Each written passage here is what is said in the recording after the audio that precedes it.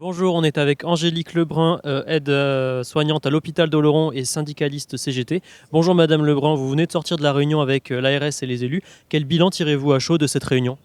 Alors bonjour, le bilan c'est qu'on a fait un petit point quand même pendant plus d'une heure de la situation depuis vendredi dernier.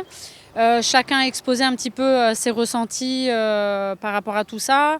Donc Madame Blanzaco de l'ARS, Monsieur le maire, Monsieur Servat, moi-même. En fait, c'était important de rappeler un petit peu ce qui s'est passé. C'était pas forcément l'ordre du jour, mais il fallait qu'on en parle, quoi. Donc, comme on dit, oui, chacun. C'est l'objectif, je pense sincèrement, de personne de fermer les urgences. On n'a jamais annoncé ça. Mais à un moment donné, on s'est retrouvé à vivre cette fermeture des urgences qui, pour nous, a été d'une violence sans nom, en fait. Ça a été très, très compliqué à vivre. Et alors concrètement, quelles ont été les solutions qui ont été proposées par l'ARS et les élus? Les solutions, c'est les remplaçants, de toute façon. Donc, il faut savoir qu'on a réouvert depuis mercredi avec des remplaçants. Donc, ce n'est pas des postes pérennes. C'est ce qu'on dénonce depuis le début. Alors, c'est sûr qu'il ne faut pas, entre guillemets, alerter, mais je pense qu'il faut... on a un rôle d'information et ça, j'en démords pas. On a un rôle dans la communication. Il faut que la population, que les usagers, que les élus, ils aient conscience de la situation de l'hôpital d'Oloron telle qu'elle est, de manière réelle.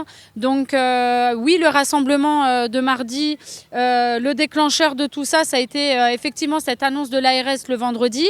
Mais il faut savoir qu'on est en lutte depuis des années. Ça fait des années qu'au niveau de la CGT de l'hôpital d'Oloron, on dénonce les fermetures de lits, on dénonce les suppressions de postes, on dénonce les dégradations des conditions de travail, tout en fait. Et comme je disais, et comme je l'ai dit à l'instant tout à l'heure, on n'était même pas dans la lutte de nos salaires, parce que nos salaires sont catastrophiques, on n'était même pas là-dedans. Nous, notre objectif, c'est de pouvoir faire vivre cet hôpital derrière, d'être avec cette énergie positive, de dire venez chez nous, on accueille bien tout le monde.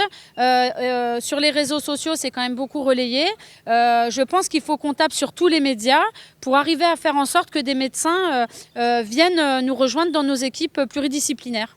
Alors comme vous le dites, les solutions proposées ne sont pas pérennes. Selon vous, quelles sont les pistes qui pourraient permettre de sauver durablement les urgences dans le Haut-Béarn? Les pistes, moi je veux croire aussi au bouche à oreille. Je veux croire que des fois l'ami d'amis va connaître peut-être un médecin en Bretagne ou je sais pas où qui aura envie de découvrir notre belle région du Béarn. Les réseaux sociaux, mine de rien, ont un gros pouvoir d'action et ça j'en démords pas. On a fait paraître d'ailleurs un texte à cet effet pour dire un petit peu les médecins dont on avait besoin au sein de l'établissement. On a même mis l'adresse de la CGT de l'hôpital d'Oloron. Voilà, on tape à toutes les portes sincèrement. Concrètement, le fait est qu'au jour d'aujourd'hui, il y a plus de remplaçants au sein de l'hôpital d'Oloron que de titulaires malheureusement et que les titulaires ne peuvent pas non plus tout porter. Là, dans le service des urgences, on a un équivalent temps plein titulaire qui reste en poste.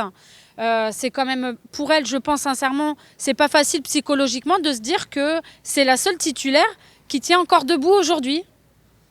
Est-ce que la possibilité de réimpliquer les soignants qui ont été mis à pied à cause de la non-vaccination est une possibilité selon vous?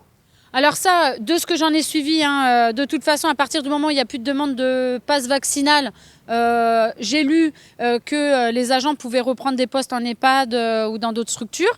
Il faut savoir que sur l'hôpital d'Oloron, il n'y a pas eu de suspension.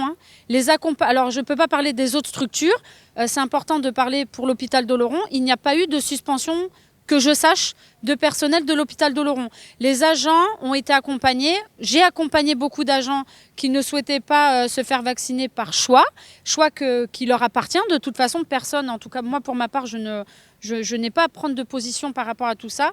J'ai accompagné les agents qui m'ont demandé de le faire. Et en tout cas, encore une fois, sous réserve, mais en tout cas que je sache, sur l'hôpital d'Oloron, il n'y a pas eu de suspension d'agents. Donc c'est des agents qui sont partis, qui ont posé une dispo sur un temps qui leur, qui vont définir eux-mêmes, quoi. Voilà. Mais ce qui est vraiment important, je pense, c'est que tout le monde prenne conscience que Oloron et autour d'Oloron, c'est 55 000 habitants et que cet hôpital, il appartient à tout le monde. Et que je pense que la mobilisation forte qu'il y a eu mardi, ça a montré que tout le monde avait envie de se battre pour cet hôpital. Les commerçants ont mis des banderoles, on a eu un soutien de toutes parts. C'était juste magique. Les anciens, ils disent qu'ils n'ont pas vu ça depuis mai 68. Donc je pense qu'il va falloir qu'on montre aussi au gouvernement qu'on en a marre. Parce qu'à un moment donné, il y a des mesures qui sont prises. C'est facile de faire des professions de foi quand on se présente à des élections, de mettre la santé en gros en tête de liste, de projets et tout ça, et après de laisser les hôpitaux comme le nôtre dans des situations telles qu'elles sont. Donc on sait qu'on est en manque de médecins, mais à un moment donné, à chacun de prendre ses responsabilités et de prendre les décisions qu'il est à même de prendre. C'est pas nous, les petits, comme je dis, d'en bas, qui allons... Enfin voilà, à un moment donné, je me dis quand même que chacun fasse son job. Merci d'avoir répondu à nos questions, Madame Lebrun. Merci à vous.